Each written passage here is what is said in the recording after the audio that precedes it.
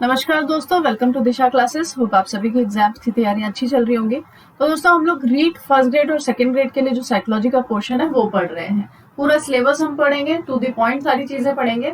हम लोगों ने अब तक ये पढ़ा था कि मनोविज्ञान है क्या, इसकी शुरुआत कहाँ से हुई थी, किस प्रकार से इसके अंदर मनोवैज्ञानिकों ने कार्य किया था। अभी बहुत सारी चीजें, सिद्धांत वगैरह पढ़ना बाकी है। प्रकृति हम लोग पढ़ चुके थे और इसके जो संप्रदाय हैं वो भी हमने पढ़ने हैं। चाहे मनोविज्ञान के संप्रदाय के रूप में सवाल आए, चाहे शिक्षा मनोविज्ञान के संप्रदाय के रूप में सवाल आए, हमने पढ़नी एक ही चीज है। अब देखिए, हम लोगों ने जब पढ़ा तो हमने एक चीज देखी कि शिक्षा मनोविज्ञान मनोविज्ञान से ही अलग हुआ है। ठीक है, शिक्षा मनोविज्ञान जो है मनोविज्ञान से ही अलग हुआ है। तो उसी तरीके से ये किस रूप में हुआ? एक शाखा के रूप में हुआ। मनोविज्ञान किस रूप में हुआ? एक शाखा के रूप में हुआ। तो जिस तरीके से आप इस पेड़ का चित्र देख रहे हैं, ठीक है, कि भाई यहाँ पे मैंने लिखा हुआ है शिक्षा मनोविज्ञान। एग्जैक्टली शिक्षा मनोविज्ञान है क्या चीज? तो शिक्षा मनोविज्ञान मनोविज्ञान की ही एक शाखा के रूप में हमने पढ़ा है। मनोविज्ञान जो है एक पेड़ के स्वरूप में है। जिस तरह से मैंने आपको बताया था कि दर्शन शास्त्र से इसका क्या हुआ था? जन्म हुआ था। यानी कि मनोविज्ञान दर्शन शास्त्र से अलग हुआ है। तो दर्शन शास्त्र इसकी क्या हो गई है? जननी हो गई है। दर्शन शास्त्र इसकी जननी है। फिर इसके बाद में अरस्तु को मनोविज्ञान का क्या कहा गया? जनक कहा गया। तो मेन जननी क्या है? दर्शन शास्त्र है। इससे एक मनोविज्ञान जो है विषय के रूप में अलग हुआ है। अलग अलग मनोवैज्ञानिकों ने इसके अंतर्गत कार्य किया है, जिनके बारे में हमने पढ़ा भी था।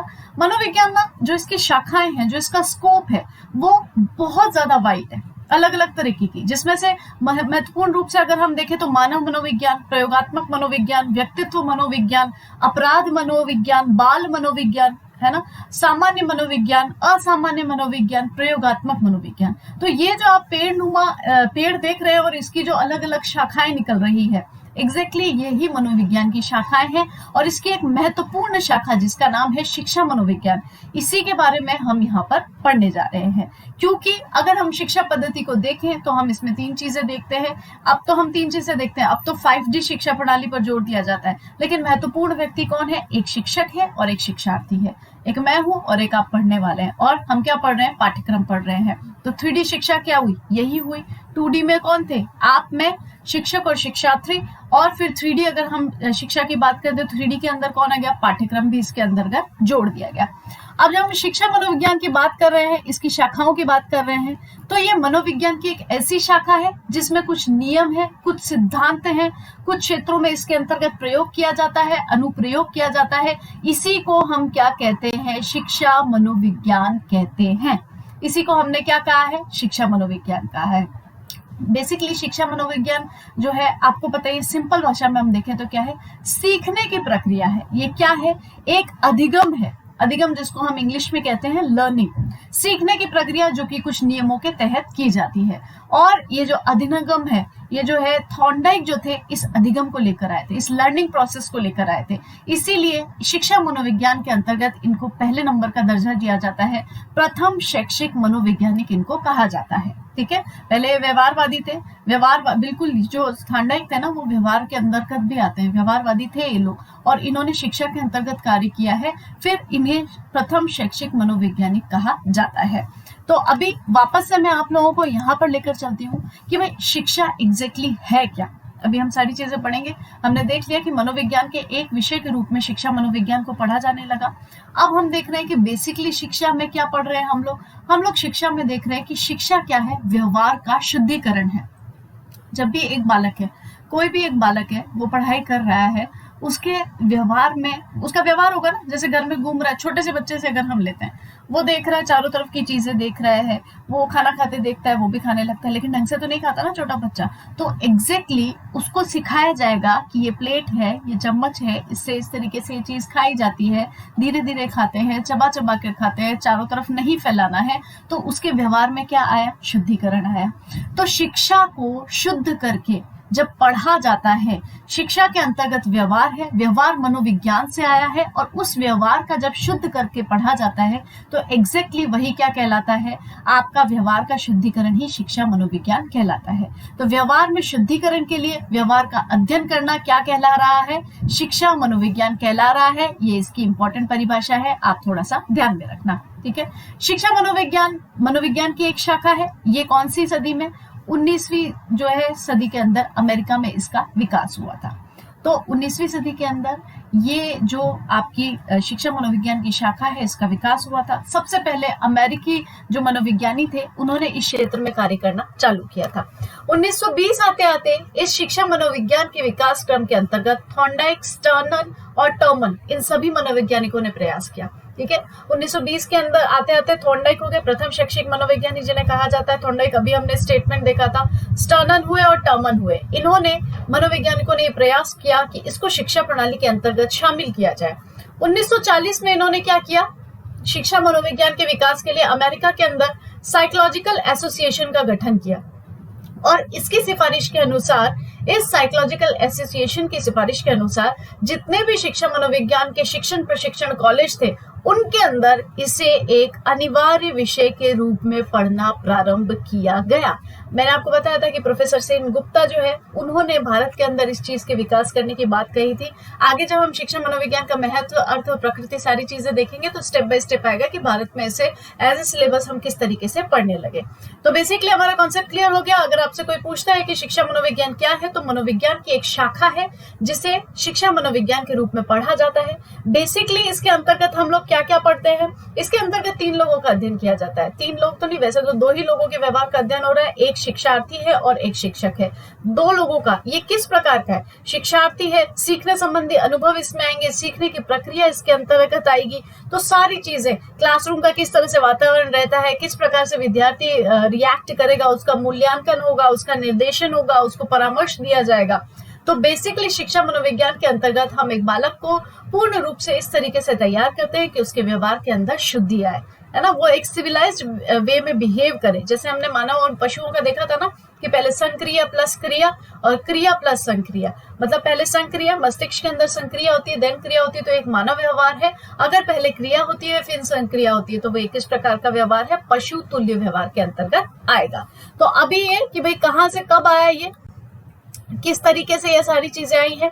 अब हम लोग देख रहे थे इसके अंदर की शिक्षा मनोविज्ञान। शिक्षा मनोविज्ञान नियमों पे चलता है, सिद्धांत के अंतर्गत चलता है, इसके अंदर प्रयोग किए जाते हैं, इसके अंदर अनुप्रयोग किए जाते हैं, तब जाकर ये क्या कहलाता है, शिक्षा मनोविज्ञान कहलाता है। बेसिकली शिक्षा मनोविज्ञान में हम क्या कर रहे हैं, अधिगम कर रहे हैं। हो क्या रहा है, अधिगम हो रहा है। अधिगम मतलब लर्निंग प्रोसेस हो रहा है, सीखने की प्रक्रिया सिखाई जा रही है। एक सीखने वाला है, एक सिखाने वाला है, दोनों ये कोशिश कर रहे हैं कि क्या करें, कैसे करें, है ना, किस तरीके से समझाऊं। मेरी कोशिश ये है कि मैं किस तरीके से समझाऊं, कैसे समझाऊं, क्या बताऊं कि आप लोगों को समझ में आ जाए। आप लोगों की कोशिश क्या रहेगी कि आप लोग एग्जाम के लिए तैयार रह सके, उस चीज को समझ सके, उस चीज को पढ़ सके। तो प्रथम मनोवैज्ञानिक कौन हो गए हमारे, थॉर्नडाइक जो है प्रथम मनोवैज्ञानिक के अंतर्गत आ गए। अब जो मैंने आपको शाखाएं बताई थी, ये जो ट्री देख रहे थे हम लोग जिसमें अलग अलग शाखाएं थी, तो शॉर्ट रूप में देख लेते कि किस शाखा के अंतर्गत हम किस चीज को पढ़ते हैं। अब मानव मनोविज्ञान, मानव मनोविज्ञान क्या है, मानव के व्यवहार का अध्ययन। मनोविज्ञान पूरी तरीके से 3 ही चीजों पर डिपेंड है, मैं आपको बता रही हूँ। ये तो आपके सिलेबस में इसलिए शैशवावस्था, बाल्यावस्था और किशोरावस्था को पढ़ा जाता है, प्रौढ़ावस्था को भी साइकोलॉजी के अंतर्गत पढ़ा जाता है, लेकिन बेसिकली व्यवहार पे जोर दिया जा रहा है। वर्तमान में ये व्यवहार के अध्ययन पे ही जाना जाता है।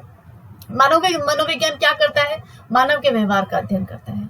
ठीक है, इसके अंदर जो है वो पूर्व कथन का भी अध्ययन करता है। जब मनुष्य को हम पढ़ते हैं ना कि भाई उसने ये बात कही थी, इसमें भविष्यवाणी की जा सकती है, बिल्कुल की जा सकती है। एक बालक है जो मेरे सामने वृद्धि और विकास कर रहा है, ठीक है, क्योंकि मानव का व्यवहारिक पक्ष यही हुआ ना, उसकी विकास होगा और अभिवृद्धि होगी। आगे हम पढ़ेंगे कि विकास और वृद्धि में क्या अंतर है, किस तरीके से ये वर्क करता है। तो शैशवा काल होगा उसका, गर्भावस्था से जन्म तक जो लेकर होगा। बाल्यावस्था उसकी 5 से 6 साल तक की जो बाल्यावस्था उसकी आएगी, फिर जिसके अंदर 5 से 6 प्लस 12 से 13 साल। फिर किशोरावस्था की अगर हम बात करें 13 से 18 से 19 तक का जो समय है, फिर 19 से अधिक समय जो है उसका जो है वो एक प्रौढ़ावस्था के अंतर्गत आएगा। तो इन सभी समय में मानव के व्यवहार का अध्ययन करना जो कि पूर्व कथन और भविष्यवाणी पर आधारित हो, क्या कहलाएगा, मानव मनोविज्ञान कहलाएगा। इसके अंतर्गत हम बाल मनोविज्ञान का अध्ययन करते हैं, किशोर मनोविज्ञान का, एडोलेंस का अध्ययन करते हैं, प्रौढ़ मनोविज्ञान का अध्ययन करते हैं, बाल मनोविज्ञान का अध्ययन करेंगे। चाइल्ड साइकोलॉजी स्टेनले हॉल ने जिसके ऊपर पूरा का पूरा वर्क किया है। स्टेनले हॉल ने इन तीनों अवस्थाओं को बहुत अच्छे से बताया। जो पूरी चाइल्ड साइकोलॉजी स्टेनले हॉल ने बताई है, थोड़ी जंजावत वाला काल जो कहा है, भूचाल वाला काल जो कहा है, आगे धीरे धीरे एडोलेंस के अंदर आएगा। तो ये क्या है, मानव मनोविज्ञान है। पशु मनोविज्ञान जो एडवर्ड डी थॉर्नडाइक है, उन्होंने पशु मनोविज्ञान पे भी वर्क किया। भूखी बिल्ली पर उन्होंने प्रयोग किया। भूखी बिल्ली के ऊपर उनका प्रयोग किया गया है। तो उन्होंने दोनों तरीके अध्ययन किए हैं, मानव पे भी अध्ययन किया है और पशु पे भी अध्ययन किया है। मानव के व्यवहार का अध्ययन किया और पशु के व्यवहार का भी अध्ययन किया। जनरली क्या होता है ना, मानव का अध्ययन दो तरीके से, एक सामान्य अध्ययन होता है, एक असामान्य अध्ययन होता है। तो आप लोगों को लग रहा होगा सामान्य अध्ययन, असामान्य अध्ययन, ये किस प्रकार की बात हुई। सामान्य अध्ययन में ये एज इट इज मैं आप लोगों को बता रही हूँ कि भाई पशु मनोविज्ञान है, मानव और पशु का दोनों का अध्ययन किया जाता है। इसके अंतर्गत तुलनात्मक अध्ययन किया जाता है मनोविज्ञान की शाखा का। इसके अंतर्गत पशु मनोवैज्ञानिकों की नाम आएगी तो एक व्यक्ति का नाम आएगा, एक मनोविज्ञानी का नाम आएगा जिनका नाम है थॉर्नडाइक, एडवर्ड ली थॉर्नडाइक उनका नाम है। उन्होंने भूखी बिल्ली के ऊपर प्रयास किया था प्रयोग करने का, तो प्रयास और त्रुटि का सिद्धांत है उनका। ठीक है, आगे और डीपली इसको चीज को पढ़ेंगे। ये तो मेरा क्या था, एक सामान्य व्यवहार था कि भाई ये सिलेबस है, इस चीज को तुमको बताना चाहिए। एक चीज में दोहराव करती हूँ बार बार कि आप लोगों को स्टेप बाय स्टेप पढ़ना है। पहले आत्मा का विज्ञान था, मन मस्तिष्क का विज्ञान था, चेतना का विज्ञान था, फिर व्यवहार में व्यवहार और अनुभूति के विज्ञान के अंतर्गत आया है। तो स्टेप बाय स्टेप जब हम पढ़ते गए इसको, तो मैंने चीजों का दोहराव किया। अगर मैं ये दोहराव सिर्फ आप लोगों को पढ़ाने के लिए करती हूँ तो ठीक है, लेकिन अगर मैं दिन भर इसको बोलती रहती हूँ, दिन भर इसको बोलती रहती हूँ, तो ये दोहराव कैसा हुआ, असामान्य तरीके का दोहराव हुआ। तो यही डिफरेंस है यहाँ के अंदर, साइकोलॉजी के अंदर, सामान्य और असामान्य में। ठीक है, जिसका तुलनात्मक अध्ययन किया जाता है। क्लियर। अब देखो क्या दे रखा है, यही यहाँ पे मैंने इस चीज को स्पष्ट भी कर दिया कि एक अध्ययन जो कि एक नॉर्मली फैक्ट्स के साथ अध्ययन होता है वो सामान्य व्यवहार है, और असामान्य मनोविज्ञान क्या है कि दोहराव जो होता है, व्यवहार रूप में जो व्यवहार है, दोहराव का जो व्यवहार है, मानव का जो दोहराने की प्रवृत्ति का व्यवहार है, जो फिर उसको देख के पशु करेगा, वो जो सारा प्रयास है वो किसके अंतर्गत आएगा, असामान्य मनोविज्ञान के अंतर्गत आएगा। प्रयोगात्मक मनोविज्ञान हम लोगों ने पढ़ा था 1879 जर्मनी, विलियम वुंट प्रथम प्रयोगशाला, अंतर्दृष्टि का जो सिद्धांत था उन्होंने इसमें लगाया था। लिप्जिंग नगर के जर्मनी के अंदर लिप्जिंग नगर में इन्होंने पहली प्रयोगशाला बनाई थी। सांख्यिक रूप से इन्होंने इस पे क्या किया था, प्रयोग किए थे, और जो वर्तमान में कार्ल मार्क्स विश्वविद्यालय के नाम से जानी जाती है। क्या नाम है इनका, विलियम वुंट। ठीक है, अब परमनोविज्ञान, परमनोविज्ञान मतलब पैरानॉर्मल एक्टिविटीज होती है, भूत वगैरह की पिक्चर देखते होगे तो भूत प्रेत शंका, ये जो बहुत ज्यादा अति इंद्रिया जो जनरेट होती है, जो एक मनुष्य का मस्तिष्क है 100% मस्तिष्क में से हम लोग जो यूज करते हैं एज इट इज, वो सिर्फ 10% भाग हम लोग यूज करते हैं। अभी 90% तो हमने यूज ही नहीं किया है। यदि किसी का 90% ब्रेन एक्टिव हो जाता है, तो अभी तक तो किसी का हुआ नहीं, लेकिन अगर किसी का 90 छोड़ो 70% भी जो ब्रेन है वो एक्टिव होने लगता है, तो उसको हर चीज समझ में आने लगेगी, उसके आसपास ये जो बैक्टीरियाज है ये सब कुछ। तो अभी जो हमारा दिमाग है वो कितने परसेंट वर्क करता है, ओनली 10% ही वर्क करता है, उसी के अकॉर्डिंग हम सारी करते हैं। जब मनुष्य का दिमाग इस तरीके से चलने लग जाए तो ये एक एडवांस टेक्नोलॉजी के रूप में इसका प्रयोग किया जा सकेगा। तो ये क्या हो गया, आपका मनोविज्ञान हो गया। ठीक है, पैरानॉर्मल जो एक्टिविटीज होती हैं। तो चलो हमने देखा कि भाई शिक्षा मनोविज्ञान एग्जैक्टली है क्या, शिक्षा मनोविज्ञान के अंदर हम क्या क्या चीजों को पढ़ते हैं। शिक्षा मनोविज्ञान मनोविज्ञान की ही एक शाखा के रूप में विकसित हुई है, जिसके अंदर हम देखते हैं कि व्यक्ति का चहुमुखी विकास जो है, व्यवहार का जो शुद्ध रूप है वो शिक्षा मनोविज्ञान है। चहुमुखी विकास जो है वो किस प्रकार से मिलेगा, सतत प्रक्रिया से जन्म से लेकर मृत्यु तक लगातार रूप में ये जारी रहता है। और क्रो एंड क्रो की परिभाषा भी है कि जो शिक्षा है, शिक्षा मनोविज्ञान एक सतत प्रक्रिया है जो जन्म से लेकर मृत्यु तक लगातार चलती रहती है। क्रो एंड क्रो का नाम ध्यान में रखना। सतत प्रक्रिया ऑब्वियस सी बात है ना, माँ के गर्भ से हम लोग सीखने लगते हैं। जब बालक माँ के गर्भावस्था के अंतर्गत होता है, जब हम पढ़ते हैं, हम महाभारत देखते हैं, तो उसमें हमने देखा था ना कि जो अभिमन्यु था उसने अपने माँ के पेट के अंदर ही चीजों को सीखना चालू कर दिया था। तो गर्भावस्था के अंदर जो सारी चीजें, जो गुण है वो आने चालू हो जाते हैं धीरे धीरे, और ये गर्भावस्था से लेकर मृत्यु पर्यंत तक सारे के सारे गुण चलते हैं। ठीक है, तो गर्भावस्था से लेकर शिक्षा मनोविज्ञान किस प्रकार की प्रक्रिया है, गर्भावस्था से लेकर मृत्यु तक चलने वाली एक प्रक्रिया के रूप में है। अब देखो इसका अर्थ हमेशा आपसे पूछा जाएगा कि बेसिकली शिक्षा है क्या। तो शिक्षा, ये जो शिक्षा है ये संस्कृत के शिक्ष धातु से बनी हुई है। शिक्षा क्या है, संस्कृत के शिक्ष धातु से बनी हुई है। हिंदी वाली शिक्षा की बात कर रही हूं मैं, ये जो हिंदी में शिक्षा लिखा है संस्कृत के शिक्ष धातु से इसको बनाया गया है। और इसका मतलब क्या होता है, सीखना सिखाना। ठीक है, इसका जो मतलब है वो क्या है, सीखना सिखाना। शिक्ष धातु से इसको बनाया गया है और इसका मतलब है सीखना, और सिखाने से इसका मतलब है। जब हम इसको इंग्लिश में पढ़ते हैं, जैसे कि एजुकेशन, जब हम एजुकेशन बोलते हैं तो education is a Latin word. Education का मतलब होता है प्रशिक्षित करना, और ये किस वर्ड से बना है? ये लैटिन के ही वर्ड एडुकेटम से बना हुआ है। किससे बना है? इंग्लिश में इसे एडुकेशन कहा जाता है, यानी कि प्रशिक्षित करना। लैटिन भाषा के शब्द एडुकेटम से इसकी क्या हुई है? उत्पत्ति हुई है। हिंदी की शिक्षा संस्कृत के शिक्षा धातु से बना है, जिसका मतलब होता है सीखना और सिखाना। फिर एडुकेशन जो है वो एक लैटिन भाषा का शब्द है, जिसका मतलब होता है प्रशिक्षित करना। ई प्लस ड्यू, ठीक है, ड्यूको, एडुकेटम, ई प्लस ड्यूको। तो ये जो ई प्लस ड्यूको है, इसमें ई का मतलब क्या है? अंदर से, और ड्यूको का मतलब क्या है? बाहर की ओर निकालना, निखार लाना। Education is a Latin word जिसका मीन होता है मतलब एडुकेट करना, प्रशिक्षित करना, जो कि एडुकेटम वर्ड से बना है, लैटिन भाषा के एडुकेटम से।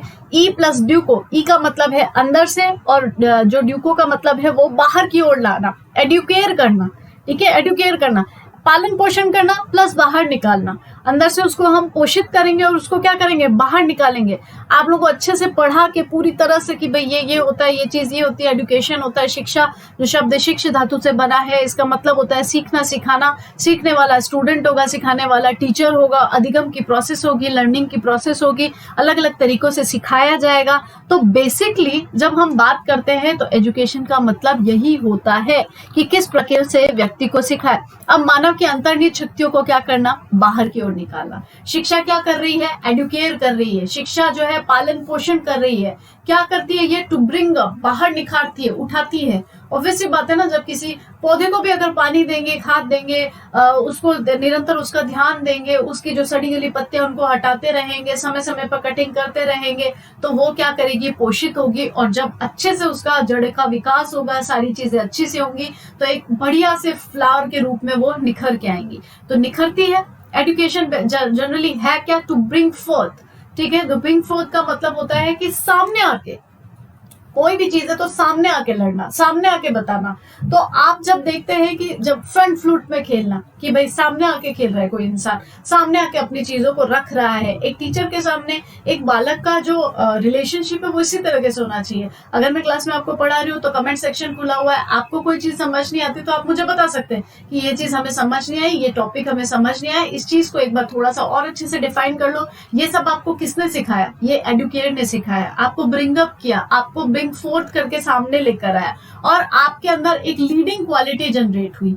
लीडिंग, आप लीड आउट करने लगे। Lead out in the sense की लीडिंग क्वालिटी मतलब कि भाई ये हम ऐसे कर लें, इसको इस तरीके से याद कर लेते हैं। हर इंसान का याद करने का भी तरीका अलग है, रिटर्न कॉपी लिखने का भी तरीका अलग है। कुछ वर्ड्स है जो कोई बहुत ज्यादा यूज करता है, कुछ वर्ड्स है किसी का कुछ, सबका अलग अलग तरीका है। तो एग्जैक्टली इन सारी चीजों को पालन पोषित करके बाहर की तरफ लेकर आना, सामने की तरफ लाना, एक नेतृत्व की भावना जनरेट करना, क्या कहलाएगा? ये शिक्षा कहलाएगा। अब शिक्षा के तत्व क्या होते हैं? एलिमेंट्स ऑफ एजुकेशन है दो लोग। कौन? एक सीखने वाला और एक सिखाने वाला, यानी कि एक मैं और एक आप। हम लोग क्या कर रहे हैं? बेसिकली काम दोनों का एक ही है, क्या करें और कैसे करें, ठीक है। क्या करें और कैसे करें, बेसिकली शिक्षा के अंदर करना यही चाहते हैं। तो ये था इसका प्रारूप कि भाई किस तरीके से कार्य करती है। अब ये आता है कि भाई शिक्षा जो है प्राचीन काल में कैसी थी। इंपॉर्टेंट है, ध्यान रखना। प्राचीन काल में शिक्षा को क्या कहा है? 2D शिक्षा कहा है, 2 डायमेंशनल। 2D कैसे? एक शिक्षक एक शिक्षार्थी है, और शिक्षक शिक्षार्थी में भी संबंध का क्या रहेगा कि शिक्षक केंद्रीय शिक्षा है, शिक्षक केंद्रीय शिक्षा है। और ये बात स्टेटमेंट किसका है? जॉन एडम्स का है कि प्राचीन काल के अंदर द्विमुखी शिक्षा थी और एक शिक्षक केंद्रित शिक्षा थी। यानी कि जो गुरुजी ने कह दिया वो बिल्कुल पत्थर की लकीर है, बिल्कुल सही है। जैसे हम भारत की भी बात करें तो हमारे यहाँ गुरुकुल हुआ करते थे, जो ऋषि मुनि सारी चीजें बताया करते थे, वही चीजें जो है स्टूडेंट सीखा करते थे। उन्होंने जो बताया वही कार्य के अनुसार वो करते थे। अब जो आधुनिक काल आया हमारा, आधुनिक काल के अंदर शिक्षा किस प्रकार की हो गई? 3D शिक्षा हो गई, त्रिमुखी शिक्षा हो गई। 3 चीजें सामने आई हैं। कौन कौन सी? शिक्षक है, शिक्षार्थी है, और तीसरा क्या है? पाठ्यक्रम है। शिक्षक शिक्षार्थी पाठ्यक्रम, लेकिन फिर भी क्यों जरूरत पड़ी बाल केंद्रित इसको बोलने की? बिकॉज अभी हम लोग आपस में बैठ के पढ़ क्या रहे हैं? चाइल्ड साइकोलॉजी पढ़ रहे हैं। एजुकेशन साइकोलॉजी के अंदर चाइल्ड साइकोलॉजी वाला जो पार्ट पढ़ रहे हैं, यानी कि शिक्षा को किसके अनुसार बनाया गया? बच्चों के अनुसार बनाया गया। पाठ्यक्रम किसके अनुसार तैयार किया गया? पाठ्यक्रम जो है बालकों के अनुसार तय किया गया। कि भाई ये पहली क्लास में ये पढ़ेगा, दूसरी में ये पढ़ेगा, तीसरी में ये पढ़ेगा, 5वीं 10वीं कॉलेज जाएगा, फिर आगे मास्टर्स करेगा। तो बाल केंद्रित शिक्षा की कि एग्जैक्टली इनके दिमाग के अनुसार ये क्या क्या चीजें कर सकते हैं, अकॉर्डिंग टू इनके माइंड ये क्या क्या चीजें समझ सकते हैं, क्या क्या प्रॉब्लम आएंगी, क्या दिक्कतें आएंगी, वो सारी जो प्रकृति है, वो सारा जो क्षेत्र है, वो यहाँ पर डिस्कस किया गया। तो ये सवाल भी आता है और ये इंपॉर्टेंट भी है कि प्राचीन काल में शिक्षा किस प्रकार की थी और आधुनिक शिक्षा किस प्रकार की है। अब हम एक टॉपिक डिस्कस करते हैं कि भाई शिक्षा के प्रकार, ये शिक्षा के जो प्रकार है वो क्या है। तो शिक्षा के प्रकारों को उद्देश्य और परिस्थिति के आधार पर 3 भागों में बांटा गया है। ध्यान रखना है किसके आधार पर, उद्देश्य और परिस्थिति के आधार पर। औपचारिक, अनौपचारिक और निरौपचारिक शिक्षा, 3 प्रकार की शिक्षा पद्धति है।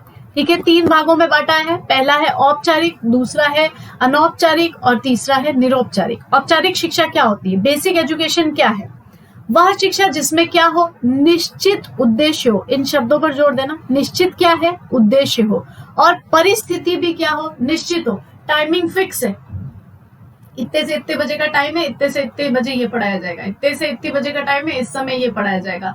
आपकी एज इतनी, आपने स्कूल में एडमिशन लिया है, आपको HKG LKG PKG उसके अकॉर्डिंगली डाला जाएगा, या जो भी एंट्रेंस टेस्ट होगा उसके अकॉर्डिंग आपकी योग्यता तय की जाएगी और आपको एग्जाम में बैठने दिया जाएगा। ये किस प्रकार की शिक्षाएं होती है, स्कूली शिक्षा, कॉलेज की शिक्षा। बेसिकली जो भी आपका एकेडमिक्स है, जो भी आप पढ़ते हैं, जो भी आपका एकेडमिक्स है, वो किसके अंतर्गत आएगा, जो एक बेसिक शिक्षा है वो किसके अंदर आएगी, औपचारिक शिक्षा के अंतर्गत आएगी, जो सभी को लेनी जरूरी है और सबके लिए क्या है, इंपॉर्टेंट है। सेकंड आती है अनौपचारिक शिक्षा। अनौपचारिक शिक्षा कैसे शिक्षा लेंगे हम लोग, किस तरीके से शिक्षा मिल जाती है हम लोगों को, कि वह शिक्षा जिसमें उद्देश्य और परिस्थिति क्या हो, अनिश्चित हो। शिक्षा प्राप्त हो रही है लेकिन उद्देश्य और परिस्थिति का कोई लेना देना नहीं है इसके अंतर्गत। कोई मूवी देखने गए, अब अभी रिसेंटली KGF 2 आई है, इससे पहले RRR आई थी, उससे पहले आप लोगों ने कश्मीर फाइल्स देखी थी। तो कुछ ना कुछ तो प्राप्त किया, सभी किसी न किसी चीजों के ऊपर थी, कुछ मुद्दों के ऊपर थी, तो कुछ गेन किया, कुछ प्राप्त किया। वो किस प्रकार की, टाइम निश्चित था क्या, किसी ने कोई 6 से 9 का शो देखा होगा, किसी ने 9 से 12 देखा होगा, टाइम निश्चित नहीं था, सबने अलग अलग समय पर वो पिक्चर देखी, लेकिन क्या प्राप्त हुई, कुछ ना कुछ शिक्षा प्राप्त हुई। घर में दादी है, नानी है, जो पुराने लोग हैं, जो बड़े लोग हैं, कुछ ना कुछ सिखाते रहते, कोई कहानी सुनाई किसी भी तरीके से, उससे आपको क्या प्राप्त हुआ, कुछ ना कुछ शिक्षा प्राप्त हुई।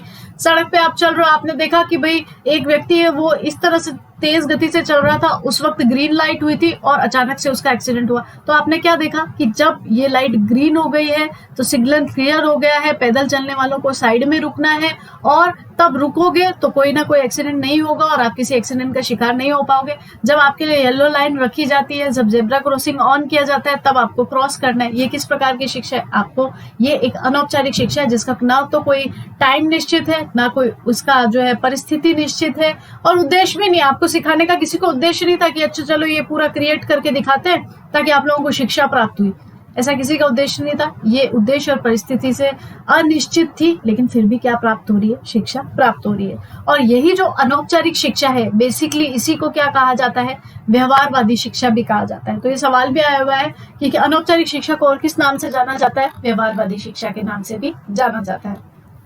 निरौपचारिक शिक्षा, अब औपचारिक हो गई बेसिक शिक्षा, स्कूल कॉलेज एकेडमिक्स। अनौपचारिक हो गई कि हमारे आसपास के वातावरण से या किसी भी चीज से, किसी परिस्थिति से, किसी भी चीज से हम जो सीखते हैं जिसका ना टाइम निश्चित है, ना उद्देश्य निश्चित है, ना परिस्थिति निश्चित है, अनौपचारिक शिक्षा कहलाती है। अब जो शिक्षा है वह इस प्रकार की शिक्षा की इसकी उद्देश्य तो निश्चित है कि ये करना है, लेकिन परिस्थिति निश्चित नहीं है। उद्देश्य निश्चित है कि मुझे क्लियर करना है, लेकिन परिस्थितियां निश्चित नहीं है। अब जैसे पत्राचार से शिक्षा, डिस्टेंस एजुकेशन, ठीक है, कोई भी परिस्थिति इससे जनरेट हो सकती है। परिस्थिति ऐसी कि आप लोग जैसे कि इस यूनिवर्सिटी में एडमिशन लेना है, लेकिन किसी न किसी कारण से पढ़ने नहीं जा पा रहे, वहां पर रेगुलर क्लासेस नहीं ले सकते, तो डिस्टेंस एजुकेशन हम लोग ज्वाइन कर सकते हैं। फिर उसके अलावा जो है आप ये जो कोटा खुला विश्वविद्यालय होते हैं, प्राइवेट एग्जाम्स के फॉर्म जो भरे जाते हैं, प्रौढ़ शिक्षा के जो केंद्र होते हैं, कि भाई एक निश्चित उद्देश्य प्राप्त क्या करनी है, शिक्षा ही प्राप्त करनी है। लेकिन इन सब, क्योंकि परिस्थिति कोई भी परिस्थिति जनरेट हो सकती है, कोई घर वालों का प्रेशर आ गया, उन्होंने भाई शादी तो करनी पड़ेगी, अब तो शादी कर रहे हैं घर वाले, तो अब क्या करना पड़ेगा, बीच में पढ़ाई छूट जाएगी। किसी भी परिस्थिति की वजह से उत्पन्न हुई ऐसी चीज जिससे आपको शिक्षा का माध्यम चेंज करना पड़ रहा है, आपका उद्देश्य निश्चित है कि मेरे को ये पूरा करके ही रखना है, लेकिन उसका जो तरीका है वो आपका चेंज हो गया, तो पत्राचार शिक्षा, दूरस्थ शिक्षा, खुला विश्वविद्यालय से पढ़े जाने वाली शिक्षा, प्रौढ़ शिक्षा, तो ये जितनी भी प्रकार की शिक्षा है ये किसके अंतर्गत आएगी, आपकी निरौपचारिक शिक्षा के अंतर्गत आएगी। ठीक है, तो ये क्या था, आपका शिक्षा का प्रकार थे। तो शिक्षा के 3 प्रकार हैं, औपचारिक शिक्षा, अनौपचारिक शिक्षा और निरौपचारिक शिक्षा। शिक्षा जो है एक विशेष परिस्थिति के अंतर्गत 2 लोगों के बीच में, यानी कि 3 डायमेंशनल के बीच में, शिक्षक, शिक्षार्थी और पाठ्यक्रम से सहित शिक्षा है।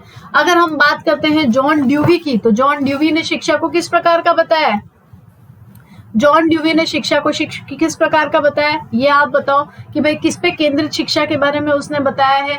तो आपका मंडे को यानी कि कल टेस्ट है, जो अभी तक हमने पढ़ा है उस चीजों को मैं पूछूंगी, जो जो भी परिभाषाएं पढ़ाई गई हैं, टेस्ट होगा, आप लोगों का आंसर देना है। अब कुछ इंपॉर्टेंट परिभाषाएं, वैसे तो हम और भी परिभाषाओं का पूरा पढ़ेंगे कि भाई शैक्षिक परिस्थिति के अंदर जो व्यवहार का अध्ययन है वो क्या कहलाता है, शिक्षा मनोविज्ञान कहलाता है। किसकी परिभाषा हो गई इंपॉर्टेंट, ये स्किनर की परिभाषा है। फिर कॉल्सनिक क्या कहते हैं, मनोविज्ञान के सिद्धांत और नियमों का प्रयोग शिक्षा के क्षेत्र में करना क्या कहलाता है, शिक्षा मनोविज्ञान कहलाता है। आपने देखा था कि भाई सिद्धांतों का प्रयोग किया जा रहा है, ये किसकी परिभाषा हो गई, कॉल्सनी की परिभाषा हो गई। शिक्षा मनोविज्ञान किस प्रकार की प्रक्रिया है, जन्म से लेकर क्या चलती है, ये मृत्यु तक चलने वाली प्रक्रिया है। तो आप कल वाली जो क्लास लेंगे उसमें टेस्ट भी करेंगे और उसके आगे का जो पोर्शन है, यानी कि शिक्षा मनोविज्ञान के अंतर्गत जो कुछ इंपॉर्टेंट परिभाषाएं हैं उसको भी डिस्कस करेंगे, और बेसिकली शिक्षा मनोविज्ञान का जो पूरा क्षेत्र है, किस तरीके से इसमें प्रोसेसिंग होती है, उसे भी पढ़ेंगे। अभी हमने देखा कि क्या होता है, क्या प्रकार है, कौन सी शाखा है और किस तरीके से इसको पढ़ा जाता है। तो अगले वीडियो में इसके आगे का पोर्शन पढ़ते हैं। तब तक आप तीनों चीजें रिवाइज कर लीजिएगा, जितने भी हमने मनोविज्ञान की पढ़ी है उससे रिलेटेड सवाल भी कल करेंगे और कल क्लास भी होगी। ठीक है, वरना टेस्ट पेपर आपको टेलीग्राम पे मिल जाएगा, उसको सॉल्व कर लेना, और आंसर शीट जो है मैं अगले दिन आप लोगों को स्प्रेड कर दूंगी। तो चलिए, गुड नाइट, हम लोग फिर कल मिलते हैं अपने आगे वाली क्लास के साथ। धन्यवाद।